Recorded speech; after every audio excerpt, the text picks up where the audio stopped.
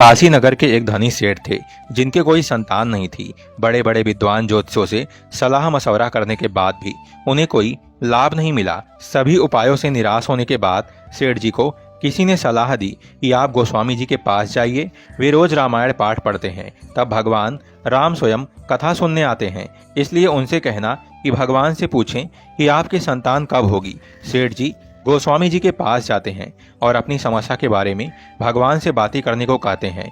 कथा समाप्त होने के बाद गोस्वामी जी भगवान से पूछते हैं कि प्रभु, वो सेठ जी आए थे जो अपनी संतान के बारे में पूछ रहे थे। तब भगवान ने कहा कि गोस्वामी जी, उन्होंने पिछले जन्मों में अपनी संतान को बहुत दुख दिए हैं, इस कारण उनके तो 7 जन्मों तक संतान नहीं लिखी हुई है। दूसरे दिन गोस्वामी जी सेठ जी को सारी बात बता देते हैं। सेठ जी मायूस होकर ईश्वर की मर्जी मानकर चले जाते हैं। थोड़े दिनों बाद सेठ जी के घर एक संत आते हैं और वो भिक्षा मांगते हुए कहते हैं कि भिक्षा दो, फिर जो मांगोगे वो मिलेगा।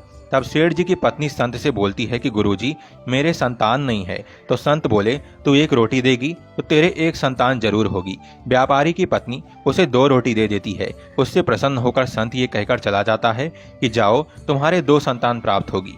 1 वर्ष के बाद सेठ जी के 2 जुड़वा संतानें हो जाती हैं। कुछ समय बाद गोस्वामी जी का उधर से निकलना होता है। व्यापारी के दोनों बच्चे घर के बाहर खेल रहे होते हैं। उन्हें देखकर वे व्यापारी से पूछते हैं कि ये बच्चे किसके हैं।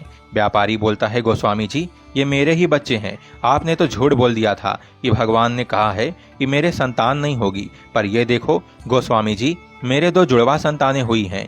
गोस्वामी जी ये सुनकर आश्चर्यचकित हो जाते हैं। फिर व्यापारी उन्हें उस संत के वचन के बारे में बताता है।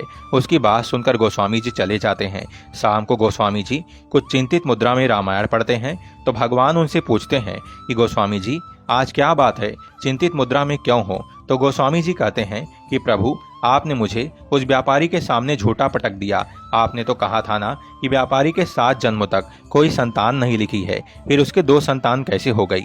तब भगवान बोले कि उसके पूर्व जन्म के बुरे कर्मों के कारण मैं उसे 7 जन्म तक संतान नहीं दे सकता, क्योंकि मैं नियमों की मर्यादा में बंधा हुआ हूँ। पर अगर मेरे किसी भक्त ने उन्हें कह दिया कि तुम्हारे संतान होगी, तो उस समय मैं कुछ नहीं कर सकता गोस्वामी जी, क्योंकि मैं भी मेरे भक्तों की मर्यादा से बंधा हूँ। मैं मेरे भक्तों के वचनों को काट नहीं सकता, मुझे मेरे भक्तों की बात रखनी ही पड़ती है। इसलिए गोस्वामी जी, अगर आप भी उसे कह देते कि जा तेरे संतान हो जाएगी, तो मुझे आप जैसे भक्तों के वचनों की रक्षा के लिए भी अपनी मर्यादा को तोड़कर वो सब कुछ देना पड़ता है जो उसके नहीं लिखा है। तो मित्रों, कहानी से तात्पर्य यही है कि भले ही विधाता ने आपके भाग्य में कुछ ना लिखा हो, पर अगर किसी गुरु की आप पर कृपा हो जाए ना, तो आपको वो भी मिल सकता है जो आपकी किस्मत में नहीं है।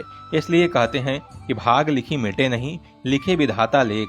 मिल जावे गुरु मेहर तो लगे लेख पे मेघ। भाग्य में लिखा विधाता का लेख मिटा नहीं सकता, पर किसी गुरु की मेहरबानी हो जाए ना, तो विधाता का लेख भी दीवार की मेघ पर लटका रह जाता है। हरे कृष्ण, राधे राधे।